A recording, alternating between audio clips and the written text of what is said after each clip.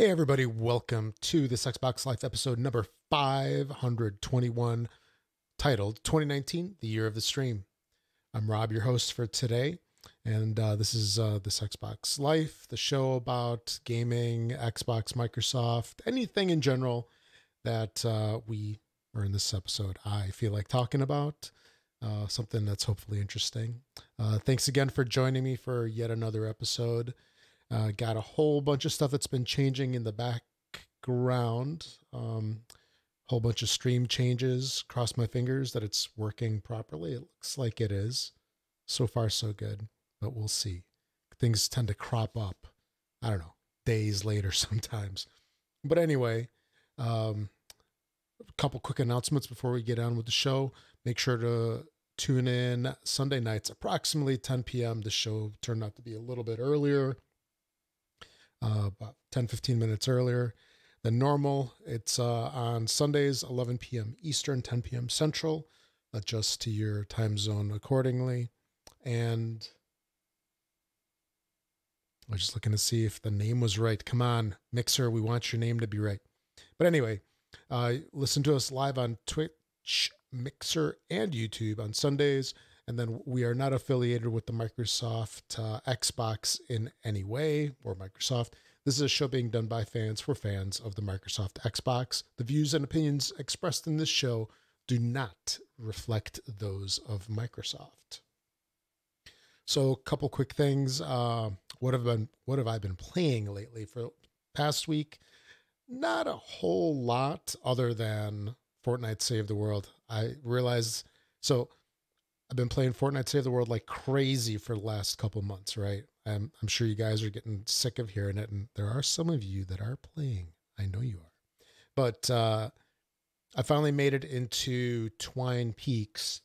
So there's a whole bunch of, I'll call them biomes or levels or worlds.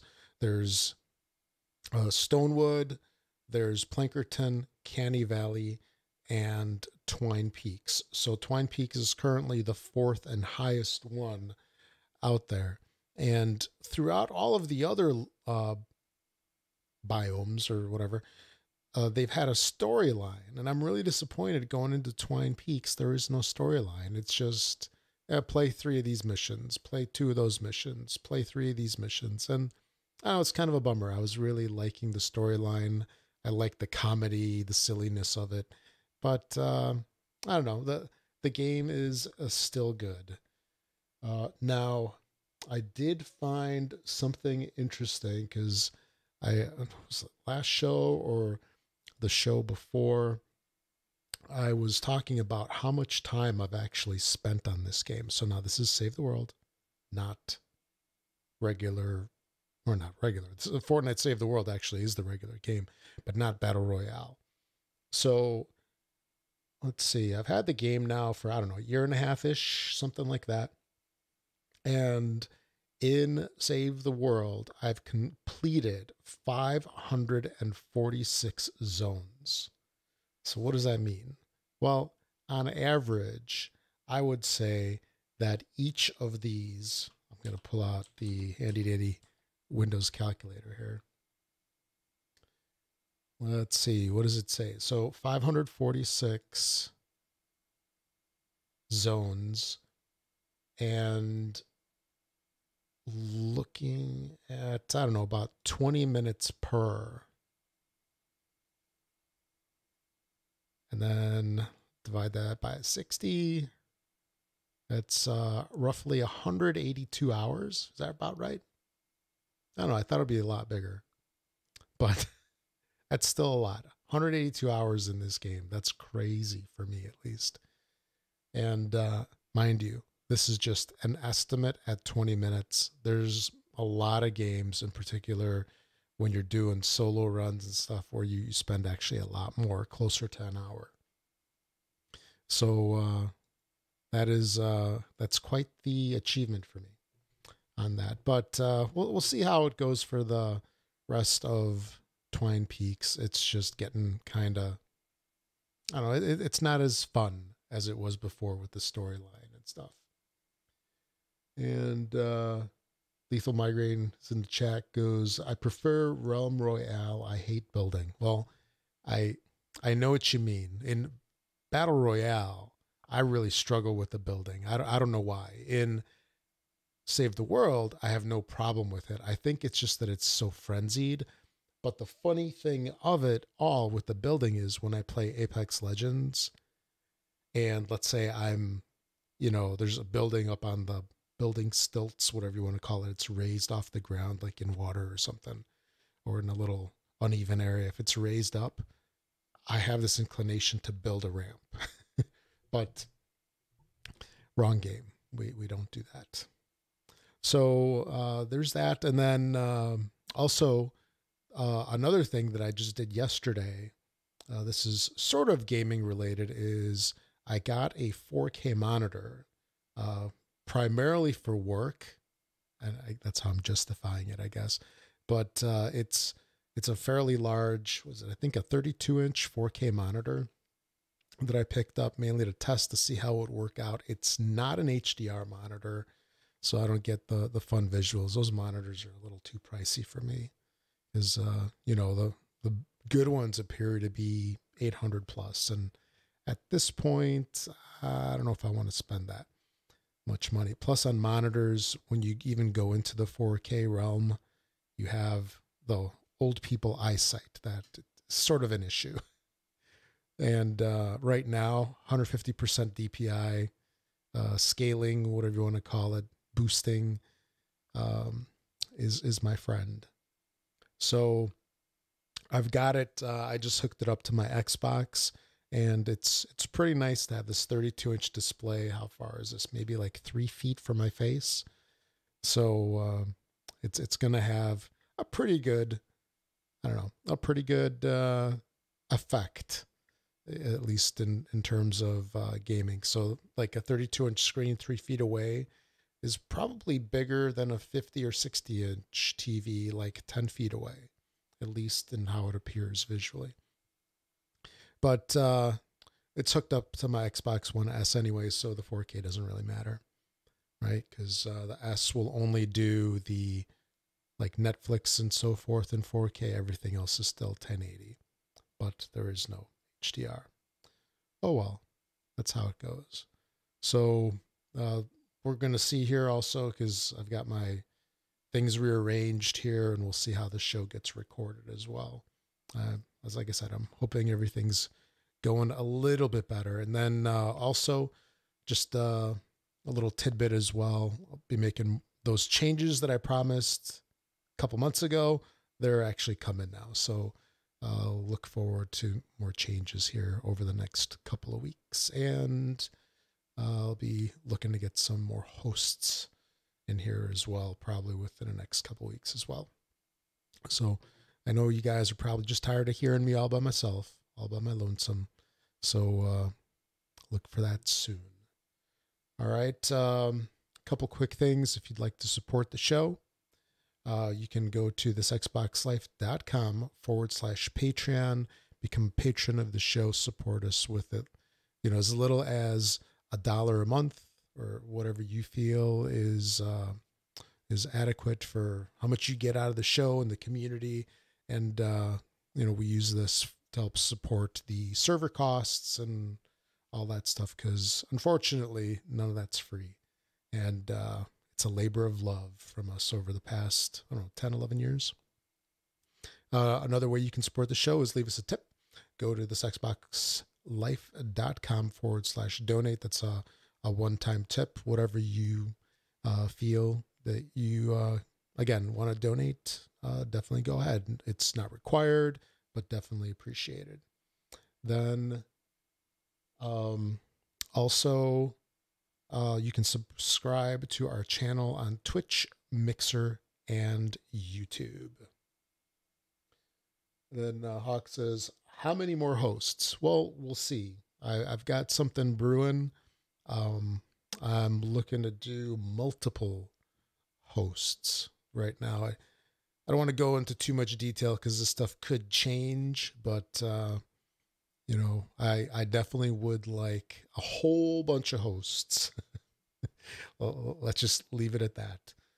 rotating and not permanent rotating. We'll see. We'll see how that goes. All right. On to the topics for this week. So the big news, the huge news that happened this week, of course, Google took center stage earlier this week and they announced their new Stadia, playing stadium, I guess. Their new Stadia service, or I should rephrase that. It's not new. It is upcoming, soon to be released. So I guess it's going to be out, sometime this year, I believe. And back on Tuesday, they unveiled it with a keynote at the Game Developer Conference. And I personally didn't watch the whole thing. I watched a cheat sheet version of it that compressed it down to a couple minutes. And the synopsis of the stuff that's going to happen. And this is one thing that I think is really cool is, actually, let me backtrack. All right. Because I think I'm getting ahead of myself. All right. So Stadia is the new gaming service that Google is going to be posing for all the consumers out there, where it's going to be similar to Microsoft's XCloud, where you can do gaming basically on any platform, technically play pretty much just about anything, anywhere, using any controller, and all of the GPU rendering, all the gaming stuff is basically done in the cloud. Air quotes there, because cloud is the favorite buzzword, apparently now in gaming and everything else that I'm pretty much doing for work. But everything is basically rendered and everything is done up in the cloud, and they're just basically sending you the video, the sound, and they're getting back controller, key entry, whatever the particular game is using. Now, a couple of the things that we've talked about XCloud in the past. XCloud is going to be Microsoft Xbox based, so you'll be able to play Xbox games on most any device. And we'll see exactly what that all means when they give us more information. They've leaked out a little bit, but supposedly E3 is going to be, that's going to be the time to find out all about XCloud. But Google kind of jumped the gun there and announced all this stuff. And granted, it is announcements. They talked about some of the features that are coming. But again, with this, we're going to have to wait for later. So of the stuff that is going to be present, or the stuff that's going to be present in Stadia, the game streaming service is number one. And I think this is a cool one right now.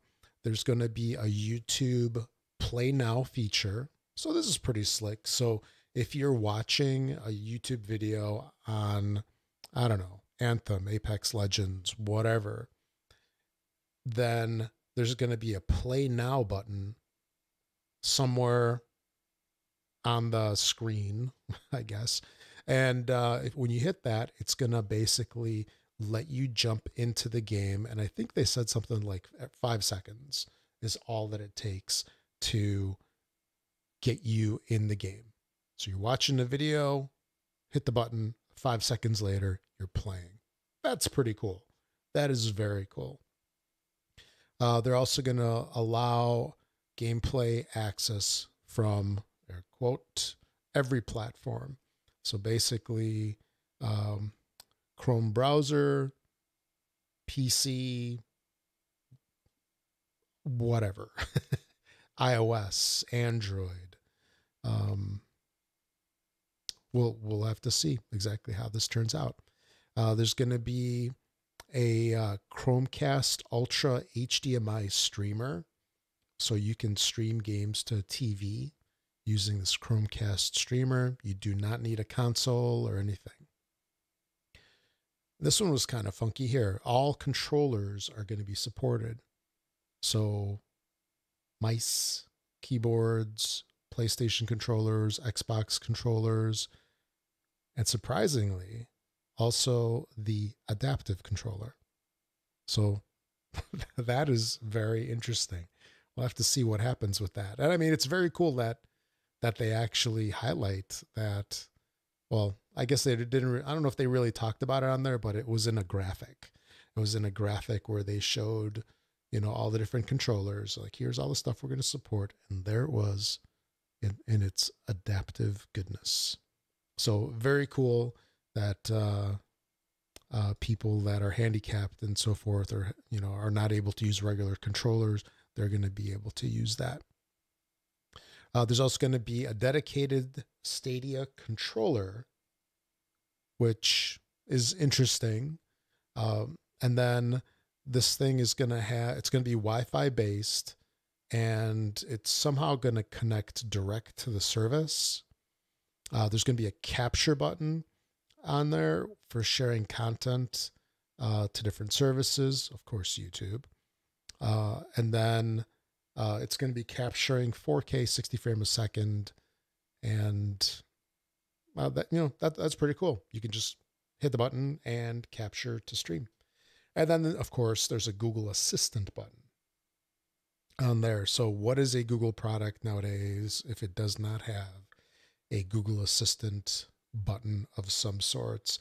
Now, the thing that was pretty cool about this was that I saw the demo that they did where they basically hit the button and then searched for help on how to get through a particular section in a game. So that's pretty cool, where you don't have to go back and forth. You don't have to have a phone available to, do searching, tablet or whatever, like basically probably look up a YouTube video and then see it on how to get through that level. So here you have everything like all in one view. So that's pretty cool.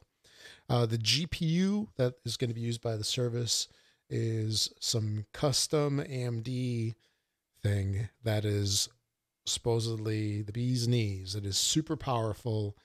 They showed how many teraflops this CPU is going to be, or GPU is going to be generating. So the PS4 Pro does 4.2 teraflops. The Xbox One X does 6 teraflops. And the new Stadia GPU is 10.7 teraflops. Yeah, that's more. That's, more than double the PS4 Pro, almost 2.5 times. It's about not quite double what the Xbox One X has. But the thing to keep in mind is, this is a lot more, but it's also new. Whereas PS4 Pro and Xbox One X, that's old technology. And here it's 10.7 for a product that's not yet released. And it's data center stuff. It's not going to be even in consumers' houses. So that's a whole different grade, I think, of technology, basically.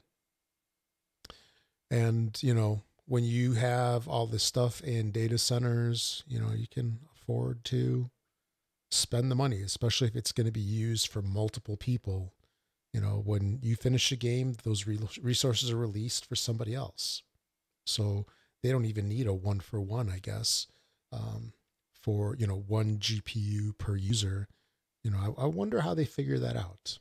That's an interesting thing. There's going to be cross-platform play.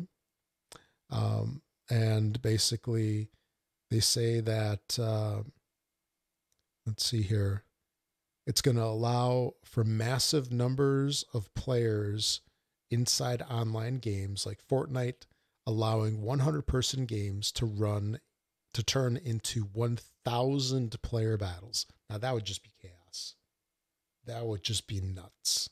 1,000 player game? Well, especially Battle Royale. No.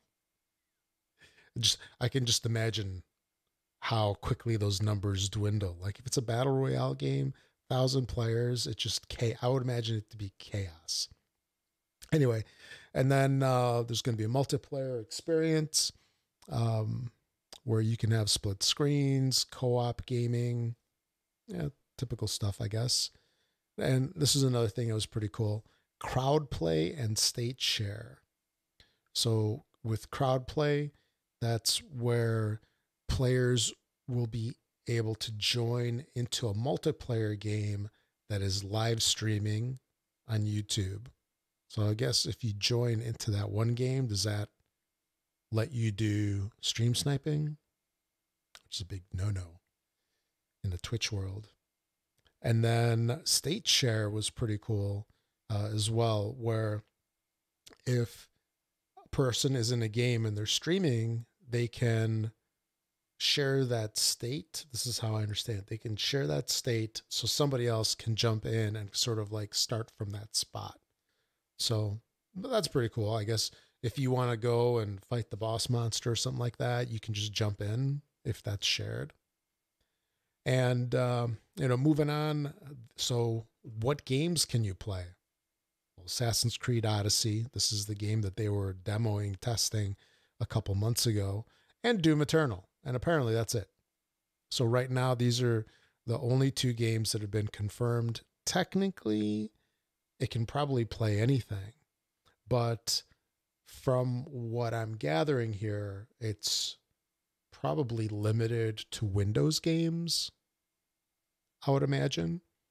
So that's a key differentiator with Xbox or with the Microsoft XCloud and this. XCloud is Xbox games and Stadia is Windows games. And there are some games that are on both, so maybe they'll be in both. Who knows? But we'll see how this turns out when they give us more information on this, when we get to see more, more games in action. And I guess there were a couple of caveats from what I've heard on this. And that's that to get the best possible experience, you need to have an amazing internet connection, which not all of us do. So it needs to be super high latency, it needs to be connected to not like a couple peers down or a couple of resellers down the road, but it needs to be connected where it gets like, I'll say, an unobstructed connection to the Google data centers. So we'll see how this turns out, because that potentially leaves this open to being an amazing experience for some. Like I know some of the folks in the community have, gigabit internet. I don't know if it's fiber or what, but if you've got the speed, potentially, and it's not guaranteed, but potentially that might be a really good connection, low latency. But it's not guaranteed, of course. But some of us that possibly live in more rural parts of the country, or you don't have, one of those high tier ISPs, we might be suffering. So we'll have to see how this works out. We'll have to see if the Xbox experience is affected by this at all as well. On the XCloud front, there was a little bit released at the Game Developer Conference in regards to XCloud. Of course, they had to do something, right? They had to, not get totally owned by Google. And what they did is they gave up a couple of details on how XCloud will let you play Xbox games on an Android phone. And basically what they said is that, like Stadia, it's designed to be a cloud gaming service, and it uses the power of Azure, which is pretty cool. I mean, if you do anything with Azure for work or something like that, it's actually pretty amazing. And there were some, I thought I had it here somewhere. Let me take a look. There are some specs on Azure. Here it is. So Azure, that's Microsoft's crazy compute backend / cloud. And right now it's available in 54 regions. So it doesn't necessarily mean countries, but regions. And it has 135 edge sites, and it incorporates 161,000 kilometers of fiber connecting everything together. So, I know Google has a big presence, Microsoft, huge on an enterprise level. Can the Azure system be an edge for Microsoft? I wonder. But anyway, getting back to what I was talking about earlier here about games running on an Android phone, the thing that was pretty interesting about this in particular is that Microsoft is, what was that called? I'm having a brain fart here. There was that system that they use to enable the games. What the heck is it? The stack, I think it was.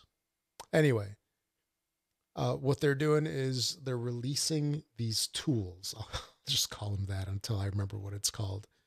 So they're releasing these tools so that basically almost any game developer that has a Xbox title, they barely really need to do anything to enable these games.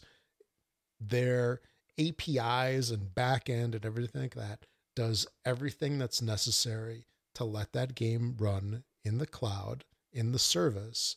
And then using these tools, a developer can just go in there and basically use this thing called a touch adaptation kit, for example. And it's a way for developers to, or for the programmers to, dictate how the touch screen controls work, for example, because, hey, the same controls might not work as well for one game versus another game, right? So they might need to do something different to tweak it different.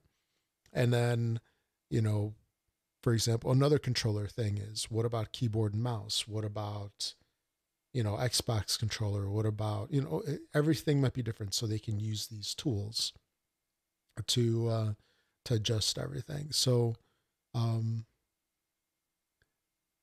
then there were also talk about, Bluetooth controllers. So Bluetooth controllers, on-screen touch controls, and so forth. And then Microsoft is going to be starting with its current lineup of games, and looks like there's going to be a focus on first-party titles. So, the typical Forzas and probably Halos as well. So, let me see if there was anything else in here. There's a bunch of programming stuff. I'm not going to talk about that.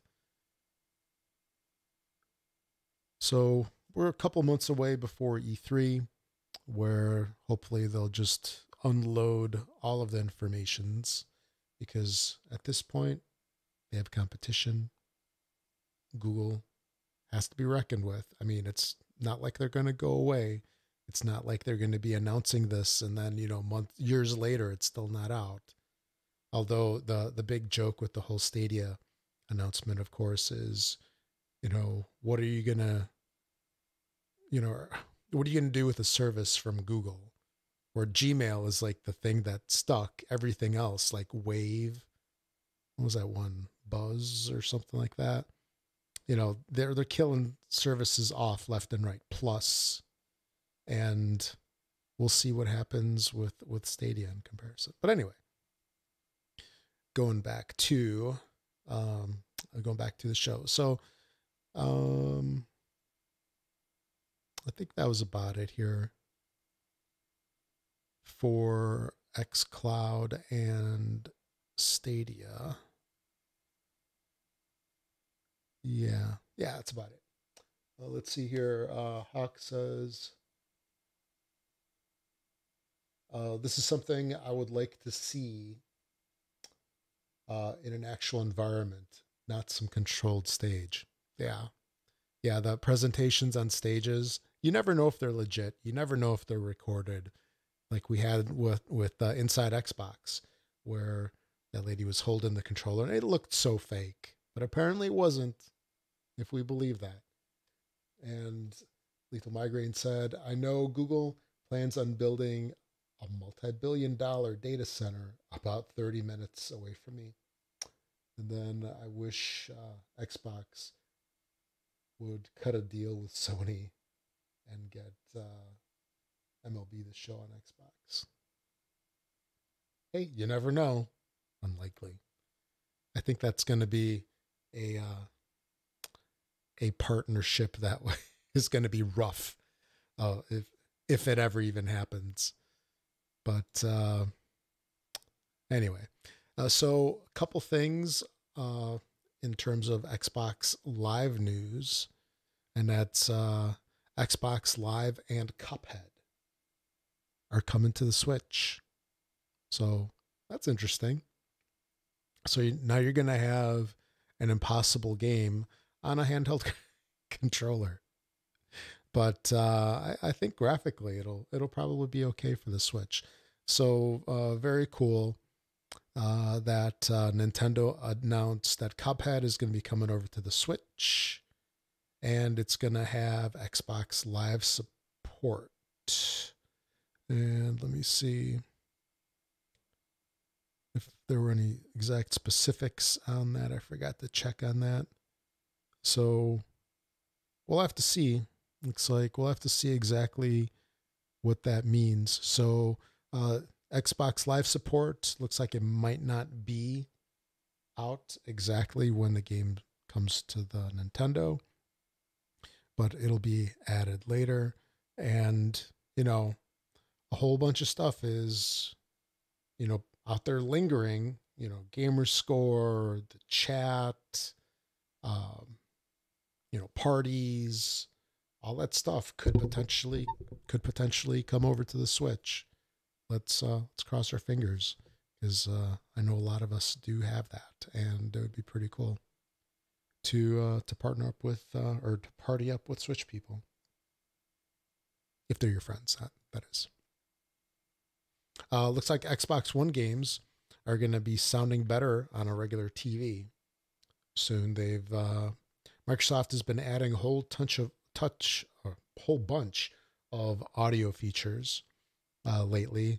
We talked about this over the past couple of months, where they're adding Dolby Atmos upmixing, DTS-X support, and now spatial sound for TV speakers. I'm interpreting this as a simulated stereo, which we've had for years across all, computer games.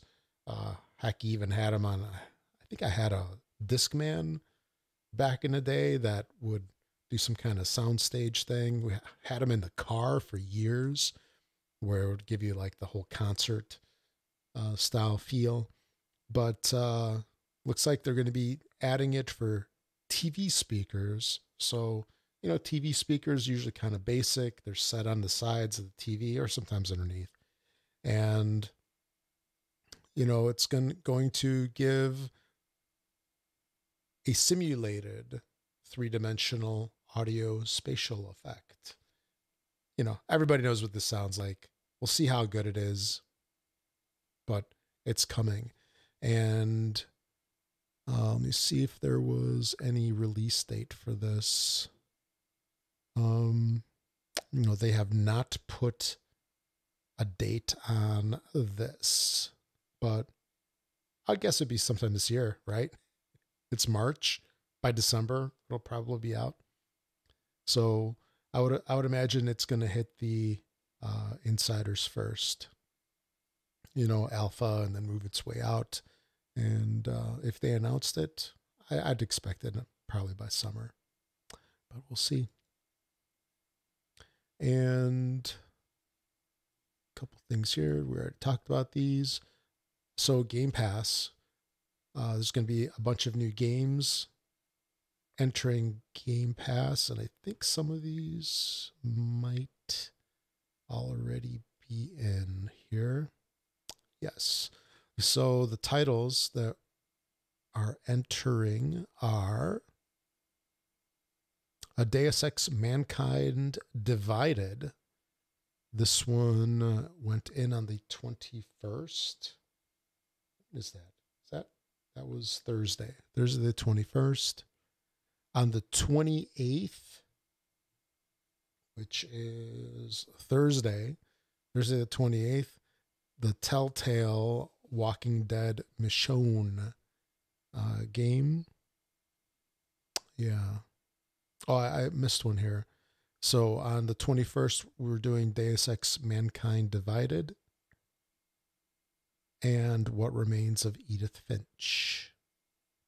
So both of those games are in there. And I think Ryan of Horrible Gamers was saying that the Edith Finch game is pretty darn good. So I'll be interested in trying that one.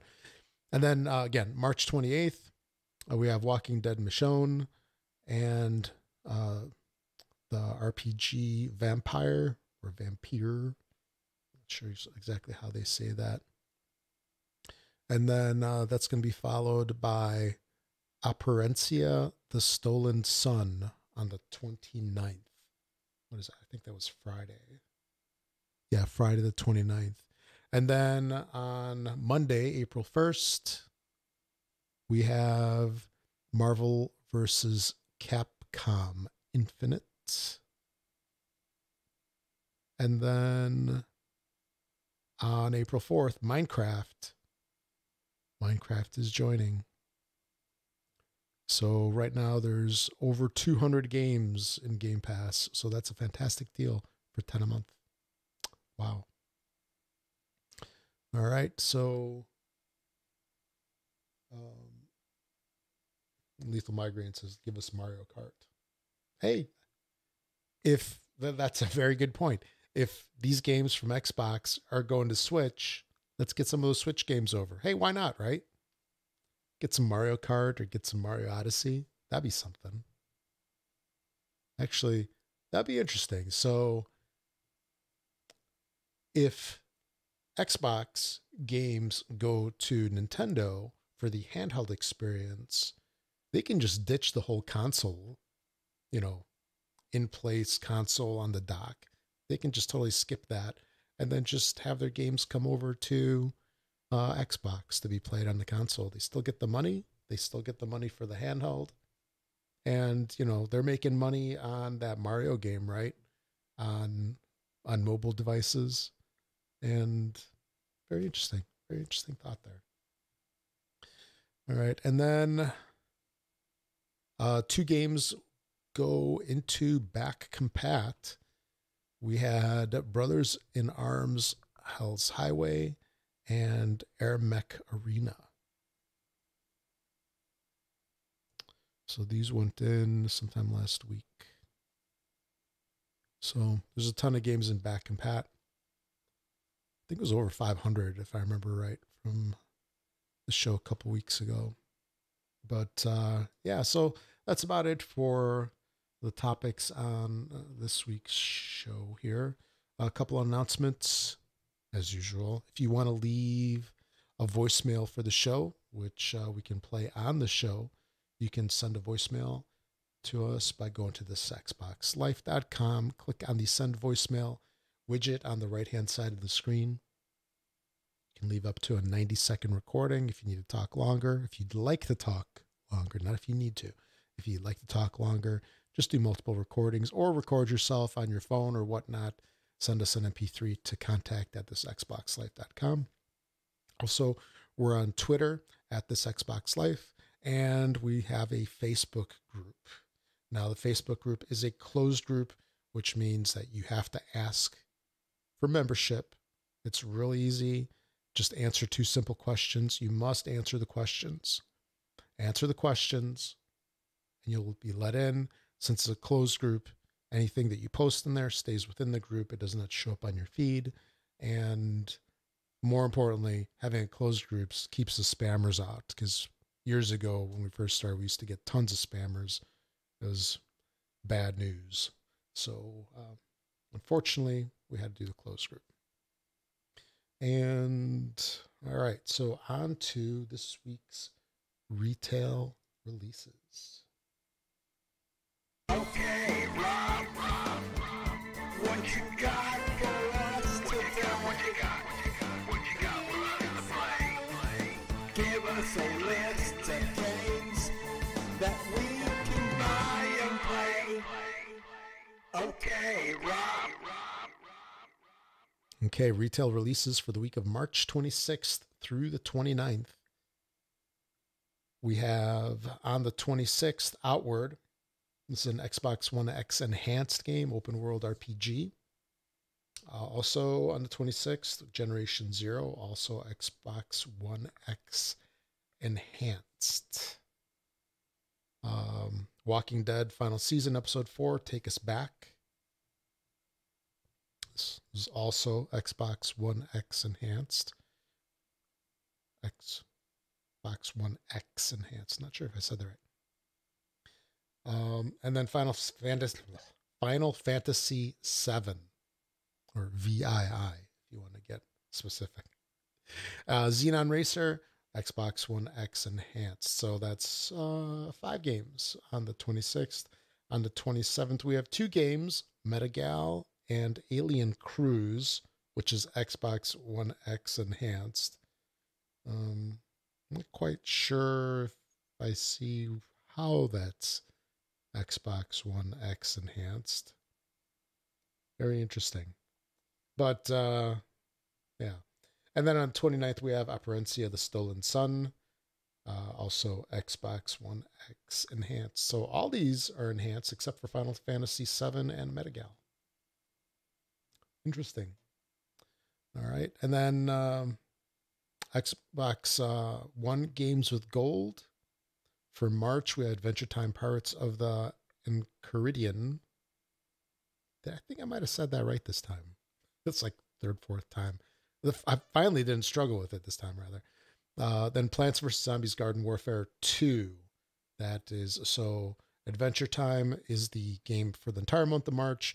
The Plants vs. Zombies Modern Warfare Garden Warfare 2 is the March 16th through April 15th game. And then Xbox 360 back compat. We have Metal Gear Rising, Revengeance. This is good through the end of March. Then, as usual, if you'd like to make any purchase on Amazon and you'd like to support the show, use our affiliate link. You can find that at the top of the Facebook group. And you can also go to xboxlife.com/Amazon. Takes you to a landing page. Click on the appropriate store, UK or US. And once you get to Amazon, you can search for anything. It takes you to the gaming section, but you can search for anything. Make sure to use that each and every time you make your purchase on Amazon, because it only, that cookie or that click-through link only lasts for, I think, up to 24 hours or until you click somebody else's or something like that. So click through that before you put something in your cart. And, it doesn't cost you anything extra, but it's a great way to support the show. We get a tiny finder's fee for sending you their way, and it's greatly appreciated. Also, if you're an iTunes user, find our show on the iTunes store. Give us a 5-star rating, helps boost us in the ranks, and helps more people find out about the show. And then follow us on Mixer, Twitch, and YouTube. And thanks to Learn Your Lesson for the music. And then Lethal Migraine says Metal Gear Rising has a phenomenal soundtrack. Yeah, Metal Gear is just, it was just an amazing game. I remember when it first came out on the PS1 that I had, and I had a whole lot of fun with it. I really haven't done a whole lot with them, but they're definitely unique, good sounds, and it was a great experience. Wow, that was probably over 20 years ago with the PS1. But anyway, so that's it for episode 521. I think that's the right number. Yeah, 521, 2019, the year of the stream. So looks like it's going to be exciting times this year, right? XCloud, Stadia, who knows what else might be coming. We'll see. Xbox Live going on other systems. it's a great time to be a gamer. And that's about it for the show. I'm Rob, also known as Presar. Thanks for listening, everybody. We'll catch you all next week.